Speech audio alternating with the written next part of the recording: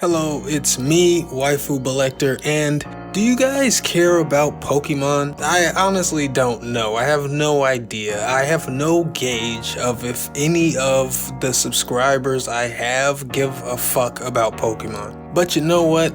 I don't care. It doesn't matter, because I'm gonna talk about Pokemon today. That's what I'm here to do.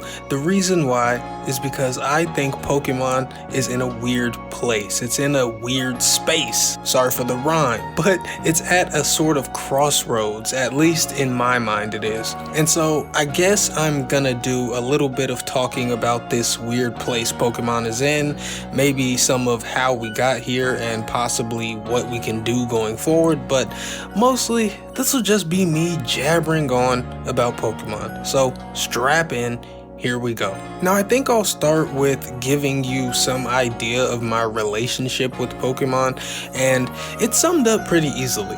I love Pokemon. I love the franchise. I always have. I've been playing Pokemon games for pretty much as long as I can remember. I've spent an ungodly amount of hours playing them. And I've played some version of every single mainline Pokemon, starting from the very beginning when I was a tot with Pokemon Blue on my Game Boy Color. So anything I feel about this franchise is not without a lot of information to reference. And something I'll say about Pokemon that you won't really hear anyone give it credit for is that the series got consistently better for a really long time. At least in my opinion. Starting from the beginning, every time a new generation of Pokemon games came out, I feel all its features would add up to be an overall better game than its predecessor. Possibly the only debatable instance is Gold and Silver versus Ruby and Sapphire, and that's mainly because Gen 2's Pokemon Gold and Silver featured 16 gems. But if you ask me, in totality, I still think Ruby and Sapphire were the better games. But whatever. Point is, this upward trend continued for a good long while, one generation after the other being pretty obviously superior to the last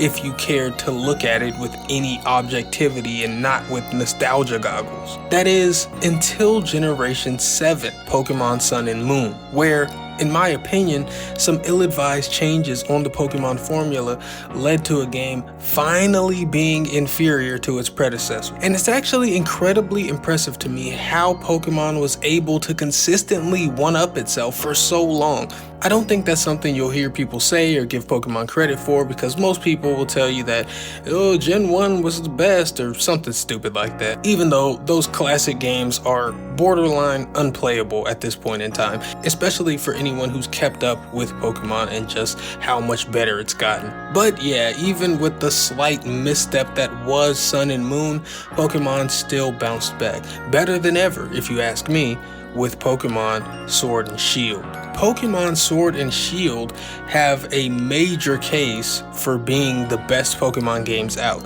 The thing is though, it might have also been the last time the main Pokemon formula worked. Because following Sword and Shield, we got the worst remakes that Pokemon has ever put out. Those being the Diamond and Pearl remakes, Brilliant Diamond and Shining Pearl. And they were the worst remakes mainly because every other generational remake before this went out of its way to bring the old games up to date with the current gen, as well as even adding brand new features unique to the specific remake. But in the case of the Diamond and Pearl remakes, we just got a faithful recreation of a 2006 game that stripped away 15 years of this franchise's progress. Not to mention, it was presented to us with a mildly unappealing aesthetic. These unflattering remakes also released just 2 months before Pokemon Legends Arceus. And Pokemon Legends Arceus was a super fresh and interesting spin-off that helped to massively reinvigorate Pokemon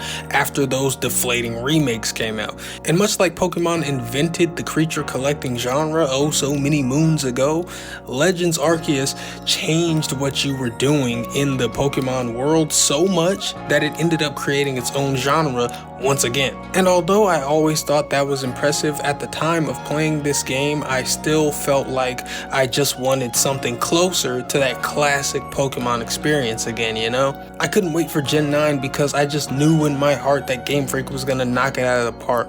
Those remake games, oh no, those were not indicative of what we would get.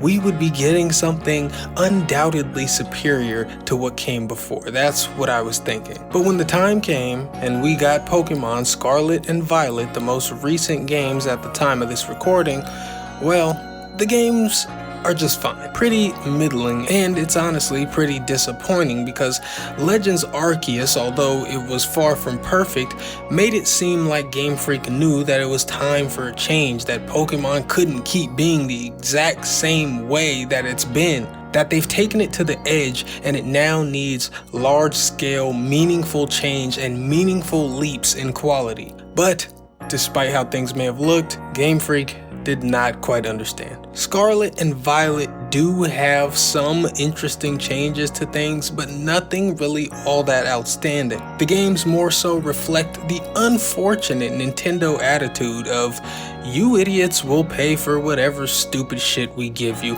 in whatever half-decent form, so here's some more bare minimum content for you to pretend is stellar. And, you know, it really sucks because, yeah, I know that Nintendo is very disrespectful of its fan base and they just kinda do whatever they want with very little regard for the consumer, but I couldn't help but hope that maybe, just the passion of the Pokemon devs would maybe carry it to greatness, but no, back to reality, you know, just nobody cares. Just bare minimum vibes all day. I mean, Pokemon is one of the biggest and most profitable franchises in the fucking world, and we can't even get voice acting. Like, come on, man. It's not like Pokemon is some indie RPG who just couldn't possibly squeeze out a VO budget. They have a lot of fucking money, but they just think to themselves, why spend money to make a better game when people will pay the same for the bare minimum? And so we end up with Scarlet and Violet, Pokemon games that came out the same year as Horizon Forbidden West and Elden Ring. And yet of those three open world games, it's hard to believe that the one with a franchise that makes the other two look non-existent has a presentation that screams it's from at least 2 gaming generations ago. It's just so fucking disappointing and frustrating. And I wish someone cared. But because of this, I'm now just completely ready to let go of the classic Pokemon RPG formula and ready for Pokemon to pivot into any other direction gaming-wise. It looks like they don't care about this. So I don't want another classic Pokemon adventure if we're gonna do Scarlet and Violet again, which aren't the worst games ever by any means, but are the bare minimum. They are pretty stagnant. So I say just go all in on the Pokemon Legends spin-offs. Just do that instead, move that forward, add on to that. But really, I don't know how much that's gonna matter either. You know, if they approach it with the same bare minimum mentality that we can do whatever we want Nintendo mentality. And this is why I say Pokemon's in a weird place, because they're just fucking invincible. They didn't even try, and nobody cares. They sold all the same. In fact, they sold more. And that scares me with the franchise I love. I don't want it to stop trying. I don't want it to stop being great. And so I'm now in this strange, cautious state because of the last 3 offerings from Pokemon, the Diamond and Pearl remakes, Legends Arceus, and Scarlet and Violet, where 2 of those barely even gave an effort, and Legends Arceus was praised a little too much to the point that I'm not even sure it'll be improved upon if they follow it up, because Nintendo and Game Freak and the Pokemon Company seem so content with flying that bare minimum banner. And all I can do is just hope that Pokemon decides to try again and they deliver something that reminds me why I've loved Pokemon so much for all these years. Please, because I enjoyed Pokemon Legends. It was a nice change of pace and I appreciate a lot of what was done, but it was still very rough draft-like. It felt very proof of concept in a lot of places. And with that being said, I think the last Pokemon game I truly truly loved was Pokemon Sword and Shield. But I'd love to love Pokemon again, please. I'm begging you. But yeah, that's pretty much the end of my ranting and whining. Sorry to have wasted your time. I just needed to say that stuff. I have so many Pokemon opinions. I tried to keep this as condensed as I could. If by some miracle you enjoyed this, please consider liking or subscribing. I really do appreciate it. Feel free to leave a comment telling me how stupid and wrong I am, or just leave a comment telling me you want more Pokemon content, if that is in fact something that you'd be interested in. But okay, thanks for watching and listening. Until next time, I am Waifu Belector. I am just a normal guy. I like hentai, and I really want to love Pokemon again. Goodbye.